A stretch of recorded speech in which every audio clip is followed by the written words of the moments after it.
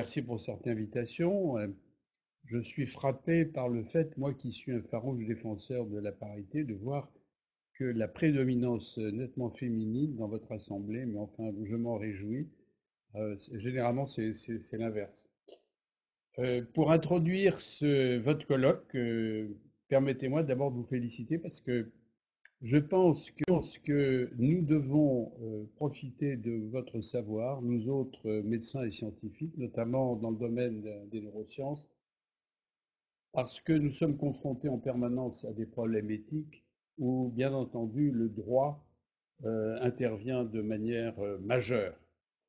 De l'autre côté, je pense que notre façon de penser, notre façon de rendre la science concise et rigoureuse est une discipline sur laquelle vraiment je pense que le droit en général peut et à mon avis doit s'appuyer, c'est-à-dire se fonder sur des faits validés et essayer d'éviter les opinions comme on les voit se développer actuellement dans ce pays et dans le monde en général. Alors merci pour cette invitation. J'ai vu que le sujet de la matinée était la décision et pour introduire l'exposé de Philippe Damier qui sera précisément orienté sur la notion de décision, comment est-ce qu'on décide, je vais vous proposer quelques images en commençant par une première. Est-ce que je peux avoir la première image? Je ne sais pas comment je dois faire. Alors en réalité, il suffit que vous alliez sur le côté. Voilà. Voilà, voilà. Alors maintenant, je vais le voir. Alors, je vois bonjour et bienvenue à tous. Je continue. J'avance, c'est ça? Il faut que vous alliez sur Hop. le côté, vous choisissez la dernière présentation qui est la vôtre. Je C'est choisis la celle. dernière. Ouais, oui, non, mais c'est. Ouh là là, mais c'est pas du tout ça. C'est Là, celle. vous êtes à la fin. Et- Vous pouvez passer Alors, la première diapositive. ah, d'accord, d'accord. Je m'en occupe pour vous. Alors vous me direz quand il faut que je le Voilà, passe. voilà, D'accord? c'est bien. Alors, j'espère que vous voyez ce dessin, évidemment hyper simplifié, et je vous demande de vous mettre à la place du personnage de gauche. Vous le voyez, le personnage de gauche, là, assis sur une chaise, devant une table. Il a la main posée sur la table, et devant sa main gauche, il y a un bouton. Et vous voyez, son doigt est prêt à appuyer sur ce bouton. Et ce personnage, on va lui demander, on va vous demander d'appuyer sur le bouton quand vous voulez, au moment où vous voulez, quand vous aurez envie de le faire. Vous êtes libre de ne pas le faire, vous pouvez ne pas appuyer, mais tout d'un coup, si vous avez envie, vous appuyez. Alors, c'est en fait une expérience très célèbre et que je trouve déterminante pour votre formation. Il se trouve que lorsque vous serez assis sur la chaise devant votre bouton, vous avez devant vous une horloge et on vous demandera de noter le temps au moment où vous allez décider d'appuyer sur le bouton. On vous demande consciemment de dire tiens, c'est à telle heure que j'appuie et vous appuyez. En principe, cette décision subjective doit précéder de quelques millisecondes le fait de bouger le doigt. En même temps, sur l'avant-bras de ce monsieur, il y a un électromyogramme qui permet de noter le déclenchement très précis du mouvement d'appui sur le bouton. Et vous voyez que ce monsieur a un curieux chapeau. En fait, c'est un casque avec des électrodes qui sont placées sur son crâne et qui vont enregistrer les informations électriques qui accompagnent, qui suivent ou qui précèdent la décision d'appuyer sur le bouton. Entendu? Donc, vous y êtes, paf, j'appuie sur le bouton. Dès lors, vous vous portez sur la partie droite de cette figure et vous voyez une courbe qui monte vers le haut. je ne sais pas si vous voyez ma flèche, mais enfin vous la voyez, là voilà, et qui est simplement l'enregistrement de l'activité cérébrale enregistrée par le casque. Au temps zéro, vous voyez, c'est écrit en millisecondes, vous avez au temps zéro, vous avez le déclenchement du mouvement de l'index, c'est-à-dire le moment où il appuie. Vous pouvez revenir, il faut revenir en arrière. Voilà, je vais essayer de. Voilà. Et puis vous voyez que 300 millisecondes avant, c'est-à-dire un tiers de seconde avant, le sujet, vous-même, vous avez dit je décide. Ce qui est normal, après tout, le mouvement que vous faites survient quelques millisecondes après le moment où vous avez décidé de le faire. Mais ce qui est absolument fascinant dans cette expérience, c'est que, regardez la courbe, elle débute, c'est-à-dire l'activité cérébrale, elle débute une demi-seconde avant que vous ayez pris la décision consciente. Quand vous prenez une décision, vous la prenez consciemment, a priori. Eh bien, l'activité, votre cerveau, en quelque sorte, a commencé à se mobiliser, a pris au fond la décision de faire le mouvement une demi-seconde avant que vous ayez décidé consciemment. Autrement dit, tout se passe comme si votre cerveau avait décidé avant que vous ayez pris conscience de la décision. Je ne sais pas si vous vous rendez compte de l'importance de cette expérience qui permet de distinguer ce qui est conscient, le témoin, en fait, la conscience, c'est le témoin de votre comportement, et ce qui est inconscient. J'utilise le terme subconscient plutôt que le terme inconscient à cause de la connotation freudienne du terme inconscient, mais ça veut dire que cette activité cérébrale, votre cerveau a pris une décision avant que vous en ayez conscience, montrant la différence entre ce qui est conscient et ce qui est inconscient. En même temps, vous pouvez noter que la connotation métaphysique est assez importante. Où est le libre arbitre là-dedans? Quand je prends une décision consciente, j'ai l'impression que je suis libre de la prendre. Et je pense que le thème du libre arbitre courra d'une certaine manière tout au long de votre colloque.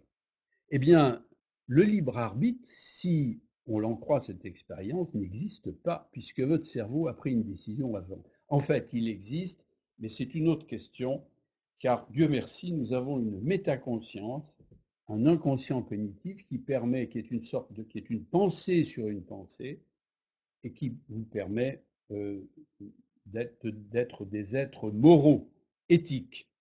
Voilà cette expérience, si je vous la montre, c'est simplement pour vous montrer que quand on décide, il y a une partie qui est consciente, mais il y a une partie aussi qui est inconsciente. Comment expliquer cela? Alors, pour expliquer ça, il faut euh, comprendre comment fonctionne le cerveau. Donc, je passe la suivante, vous voyez, notre cerveau, en réalité, vous voyez, c'est cette espèce de boule là que j'ai notée, c'est un peu moins de 3 livres, 200 milliards de cellules. Bien sûr, c'est très complexe à l'intérieur. On commence à comprendre comment ça marche, d'ailleurs, c'est quand même formidable. Mais vous voyez, ce cerveau, cette machine qui communique avec le reste du corps par la moelle épinière, ici, et les nerfs. Mais la seule chose qui est importante dans votre être, c'est votre cerveau. Parce que votre cerveau, c'est celui qui pense. Le reste du corps n'est qu'un exécutant de votre cerveau. Et j'ai dit, ce cerveau est en dérivation sur l'environnement. C'est-à-dire que de l'environnement, je perçois à l'arrière de mon cerveau des perceptions, comme par exemple la vision, comme l'audition, c'est ce que vous faites actuellement. Je suis l'environnement, vous percevez les mots que je dis, ils arrivent dans mon cerveau de manière qu'on connaît très très bien tout ça. Ensuite, il y a une petite énigme, mais qui est en train d'être résolue, savoir comment je reconnais, par exemple, comment vous reconnaissez, vous, mon langage. J'espère que je suis compréhensible, et vous entendez ça, et vous dites, voilà ce qu'il veut dire. Je pense, vous pensez. Et ce cerveau, ensuite, qu'est-ce qu'il fait? Il va agir. Eh bien, moi, je peux agir par les gestes, je peux agir en marchant, Mais je peux agir, et c'est ce que je fais en ce moment, en vous parlant. C'est-à-dire que j'agite mon larynx, ma langue, ma bouche, pour produire ma pensée. Et cette pensée intervient en retour sur l'environnement. L'environnement, actuellement, c'est vous-même. Et l'environnement me donnera des perceptions à nouveau, par exemple en me disant que tout ce que je dis est incompréhensible, etc. C'est ce que j'ai écrit en disant le cerveau, en fait, c'est une grosse machine très compliquée dont on comprendra le fonctionnement dans le détail dans peu de temps, à mon avis, et qui est en dérivation sur l'environnement. Voilà ce cerveau, en gros ce que c'est. Alors maintenant, pour prendre la décision dont vous allez parler, j'ai imaginé la solution la plus simple. Quelle est la manière la plus simple de prendre une décision? Ben, je vais prendre un exemple très simple. Je vais décider de marcher. C'est simple apparemment de marcher. En fait, c'est assez compliqué parce que pour marcher, il faut que j'avance les membres inférieurs, j'ai besoin de mon équilibre, j'ai besoin d'adopter une posture. C'est assez compliqué. Et comment ça se passe? Eh bien, il y a deux situations. La première, quand je décide de marcher, c'est consciemment. Par exemple, vous me dites, venez ici. Alors, consciemment, je dis, oui, oui, j'arrive. Donc ça, j'ai conscience que je décide de marcher. Mais imaginez maintenant que je suis devant le palais de justice avec Madame Bégon-Bordreuil et nous devisons tous les deux en allant vers le palais et je marche. Elle marche. Nous marchons, mais nous ne nous rendons pas compte. Nous n'avons pas conscience que nous marchons. La preuve, c'est que nous échangeons et que là, nous échangeons consciemment. D'ailleurs, il faut que je me concentre parce que le langage juridique n'est pas absolument évident. Mais par contre, je ne me rends pas compte que je marche. Je ne m'en rends pas compte, je n'y prête pas attention. Donc, vous voyez, il y a deux situations de décision possibles. L'une qui est consciente, l'autre qui est subconsciente. Alors, je vais commencer par euh, analyser la première situation. Imaginez que je décide de marcher consciemment. Vous voyez ici mon cerveau, j'espère que vous me suivez. Là, il est là, cette petite boule. Alors, elle marche. Bon, c'est pour caricaturer. Qu'est-ce qui se passe? Ah, tout d'un coup, je me vois, c'est bizarre. Voilà. Qu'est-ce qui se passe? Eh bien, supposez que Madame Bégon-Bordeuil me dise Monsieur le professeur, je préfère qu'elle m'appelle par mon prénom, mais c'est pas grave. Elle me dit est-ce que vous pouvez venir ici? C'est un. Alors, j'ai entendu l'ordre, et là, je vais prendre la décision d'aller vers elle. Et ça, cette décision passe par trois phases 2, 3 et 4. Avant que les mouvements de marche, d'équilibre et la posture se mettent en route. C'est 5. Ça ne nous intéresse pas. Mais ce qui va m'intéresser dans le cerveau, dans votre cerveau, c'est quelles sont les étapes dans cette partie antérieure du cerveau que vous voyez là, vous voyez, 2, 3, 4, qui représente la partie frontale, puisque le front est par là, c'est le cerveau frontal. Chez l'homme, il est surdimensionné, puisque ça représente un tiers du cortex cérébral, un tiers, alors que chez les animaux, c'est tout petit. Et il y a trois, schématiquement, vous me permettrez de simplifier à l'extrême, il y a trois parties successivement. En 2, je décide. En 3, je programme ma marche. Et en 4, je l'initie. Décision, programmation, initiation.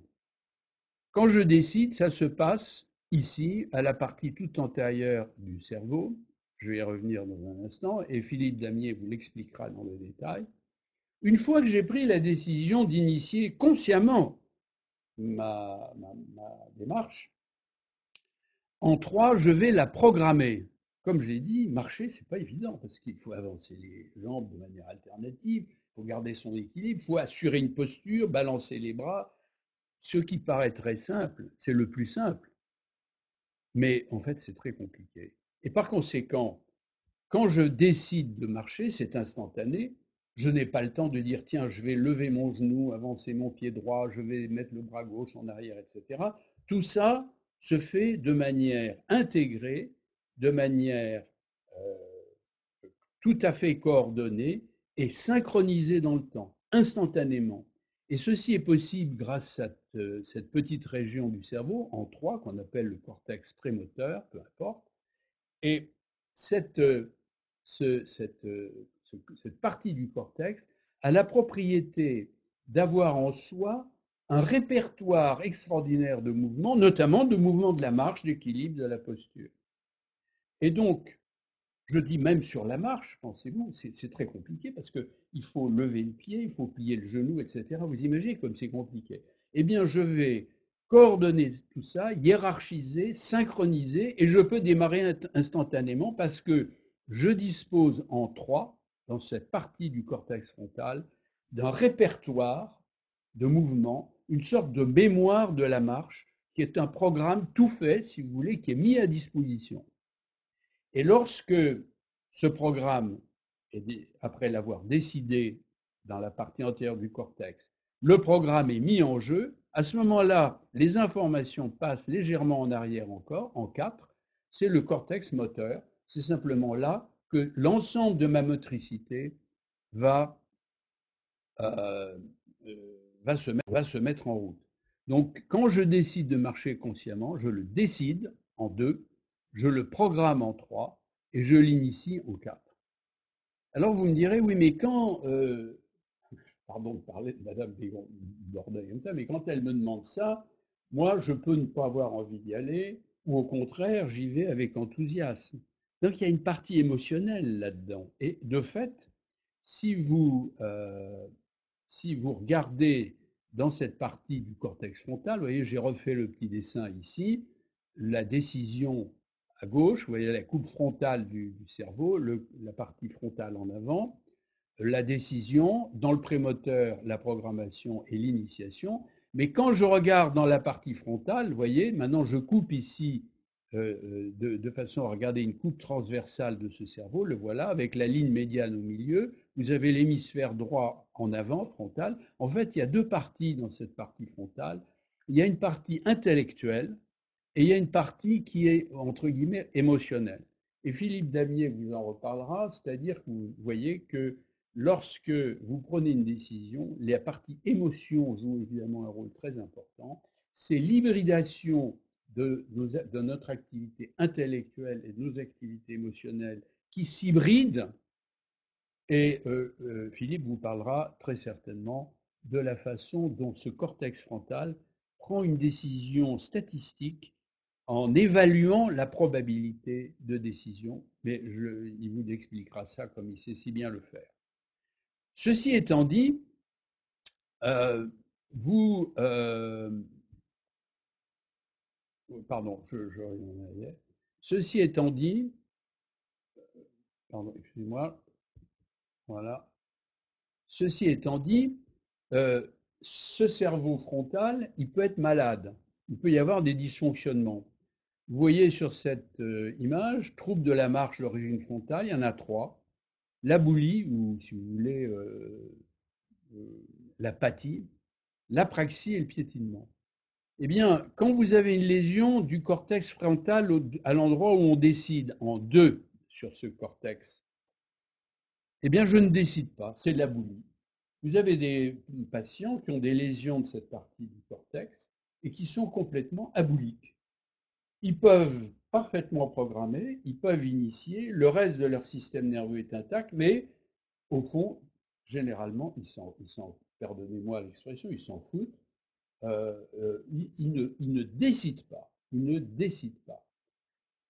En trois, là où vous programmez votre marche, vous avez parfois des lésions qui entraînent de l'apraxie. C'est-à-dire que les gens veulent marcher, ils ont décidé en deux, ils savent ce qu'ils veulent faire, ils savent qu'ils veulent marcher, mais au moment d'initier la marche, ils ne savent plus comment on fait.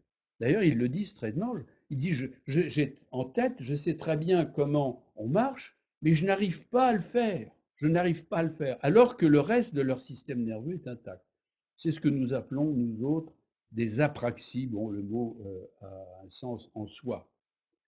Et puis, finalement, vous avez des gens qui peuvent décider parfaitement bien, qui savent parfaitement programmer la marche, mais ils ne savent pas l'initier. Alors c'est quelqu'un, c'est très fréquent chez un certain nombre de personnes très âgées, qui commence à piétiner, ce qu'on appelle un freezing, ou ce qu'un de nos maîtres de neurologie appelait le bégaiement de la marche. C'est-à-dire que le patient il avance le corps, mais les pieds restent sur place, il piétine, et éventuellement, il se casse la figure, comme vous pouvez l'imaginer. Autrement dit, à chaque étape de décision, de programmation et d'initiation de la marche, vous avez des dysfonctionnements qui sont responsables de troubles de la marche. Et en particulier, vous verrez, si vous, comme vous promenez pour aller à votre travail, vous verrez beaucoup de personnes très âgées, enfin, d'un certain âge, qui ont du mal à marcher, qui ne tiennent pas bien debout, qui piétinent, qui ne savent plus comment bien marcher. C'est ce qu'on appelle des astasies abasies, peu importe. Vous les voyez souvent avec des déambulateurs, etc. C'est un très très grand, c'est le plus grand problème du vieillissement avec les troubles de mémoire, c'est les troubles de la marche et les chutes. Alors voilà pour la partie consciente d'une décision, la marche étant prise pour type de description, mais ça s'appliquerait à n'importe quel type de décision politique, en tant que magistrat, ou si vous allez acheter un sandwich pour savoir s'il faut prendre du jambon ou s'il faut prendre un pain bagnat. C'est à peu près la même chose. Vous me pardonnerez de simplifier un peu, mais l'idée ici est de faire passer un message et pas de rentrer dans les détails synaptiques, bien entendu. Alors, il se trouve maintenant que ce cortex cérébral, nous l'avons vu précédemment, en fait, il est uni à des petits. Le cortex cérébral, ça fait à peu près, en termes de neurones, c'est 40 milliards de neurones. Donc, c'est surtout ce cortex frontal qui est très particulier à l'homme. Et il est uni à des noyaux gris centraux, qui sont des petites structures qui sont au centre du cerveau, telles que les informations du cortex frontal vont vers ces structures. Noyaux gris centraux, c'est un peu ce que vous appelez le cerveau reptilien, si vous voulez. Et les informations retournent au cortex frontal, si bien que euh, ces deux structures sont en boucle. Les décisions conscientes sont prises dans le cortex frontal, mais les décisions subconscientes sont prises par les noyaux gris centraux qui sont massifs chez les animaux, chez les pigeons, chez les reptiles en particulier, qui n'ont pratiquement pas de cerveau de ce genre-là. Alors, si je vous montre ça, c'est pour vous dire maintenant, euh, je suis toujours avec Mme Bégon, et nous marchons. Comment ça se passe quand je marche sans y penser? Eh bien, quand vous n'y pensez pas, en réalité, euh, j'ai décidé de marcher non consciemment. C'est à peu près pareil. Vous voyez toujours mon petit cerveau ici qui va avancer, mais cette fois-ci, je ne mets pas en jeu mon cortex frontal, la partie antérieure. Tout part de ces noyaux gris centraux. Vous voyez ce qui est en grisé ici en 1, et ces petits noyaux, ces noyaux gris centraux qui représentent un, allez, un cinquantième du poids du cerveau, c'est tout petit, mais qui est massif chez les animaux, qui n'ont pratiquement que ça d'ailleurs pour leur comportement, essentiellement cela, eh bien, sont responsables, écoutez bien, de l'exécution des comportements automatiques. Autrement dit, le cortex frontal, tout à l'heure, c'était conscient, je prends la décision consciente, apparemment, et puis, les noyaux gris centraux s'occupent de la marche subconsciente, c'est-à-dire auquel je ne prête pas attention, dont je ne me rends pas compte. C'est ce que je fais en marchant normalement. Ensuite, ma programmation en deux se fait automatiquement, de même que l'initiation. Donc, quand je marche, je fais fonctionner mes noyaux gris centraux, mon cerveau reptilien, mais mon cortex frontal, lui, reste quiescent, il se repose, il est paresseux, mais il interviendra quand il veut pour arrêter ma marche, l'accélérer, tourner à droite, à gauche, etc. Mais de manière consciente. Et donc vous avez une balance permanente entre ma décision pour la marche, prise pour type de décision consciente, et la marche subconsciente automatique. Voilà les deux grandes idées que je voulais développer chez vous. Alors, qu'est-ce qui se passe quand ces noyaux gris centraux, notre cerveau reptilien, ne fonctionne pas bien? Ben, l'exemple typique, c'est la maladie de Parkinson.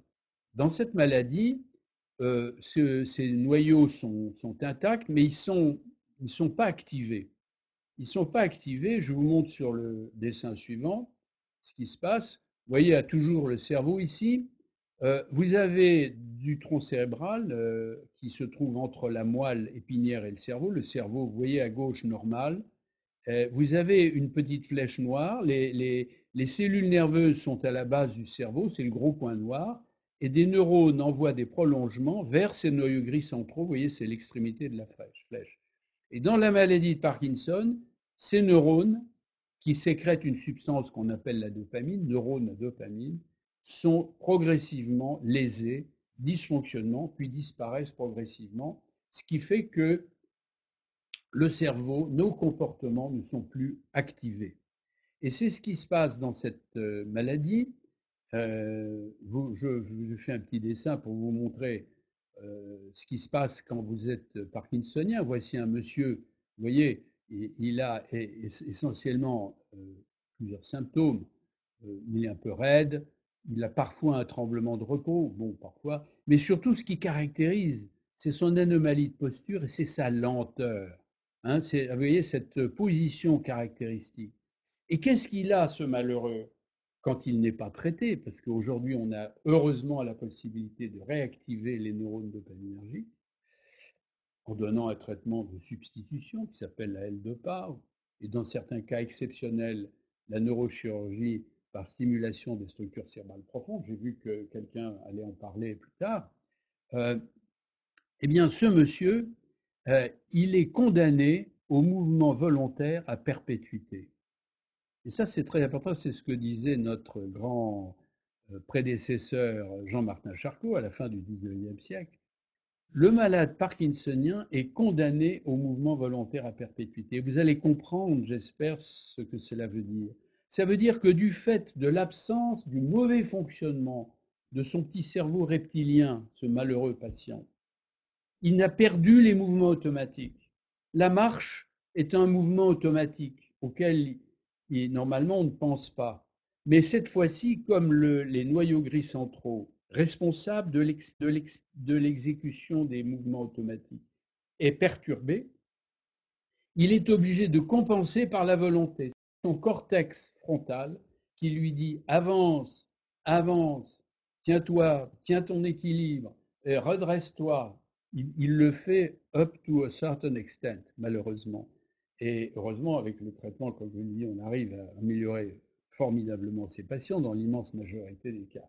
Mais si je vous montre cet exemple, de même que je vous ai montré les troubles très particulier de la marche qu'on observe chez les gens qui ont des lésions du cortex frontal, vous vous rappelez, la boulie, l'apraxie, le piétinement quand on initie la marche. Ici, la maladie de Parkinson est l'illustration parfaite d'un dysfonctionnement du cerveau reptilien, des noyaux gris centraux, qui a supprimé chez les patients tous les comportements automatiques qui doivent donc être compensés par la volonté.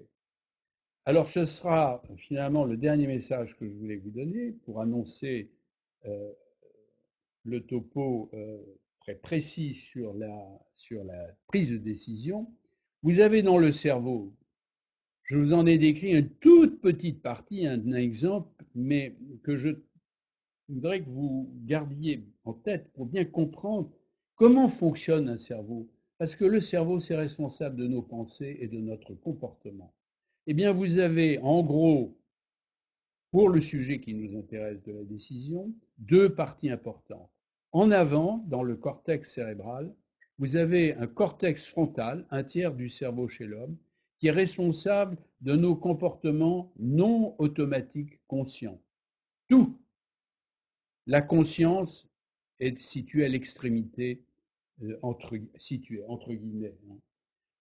À l'opposé, vous avez le cerveau reptilien, les noyaux gris centraux, qui se trouvent au centre du cerveau, toute petite structure, un cinquantième du poids du cerveau, qui est responsable de l'exécution automatique de tous nos comportements subconscients, c'est-à-dire dont nous n'avons pas conscience. Si vous gardez cette idée-là de ce qui est conscient et de ce qui est subconscient, j'espère, dans votre pratique, et que vous aurez ensuite quelques idées sur la façon dont on décide, je pense consciemment, comme le fera Philippe Damier, je pense que ceci pourrait être pourra être utile pour que vous puissiez prendre les décisions les plus justes dans vos disciplines. Voilà, en quelques mots, et puis je reste à votre disposition, mais je pense qu'il faut que vous restiez à l'heure. Merci pour votre attention.